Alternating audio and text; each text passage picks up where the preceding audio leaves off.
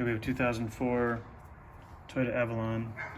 This is the second time one of these broke, so I don't know if they're fragile or what, but what we have to do, take the tire off, then we have to take the brake calipers off so that we can take the rotor off and pound the broken one out of there and then replace it with a new one. So I'm gonna take that off now. Okay, we took the two bolts out here, one down there, put that to the side. Now we're gonna take the drum off, or the rotor off.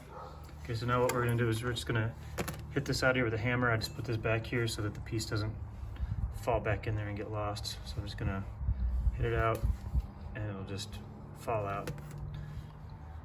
And a pro tip is to put the lug nuts back on the post so you don't damage these while you're trying to hit that. So we hammered it out, and it took 3 or 4 shots and it came right out. Then just maneuver the wheel so that you can get the new post back in through here and through here. So now that's in there. What we're gonna do now is put a lug nut back onto here. Then we're gonna tighten it up, which will then seat the back of this right into here, which you know, looks just like that. And it's gonna be seated in there once we wrench it back on there. Okay, what we're doing is we have a crowbar to stop this from spinning, the axle from spinning.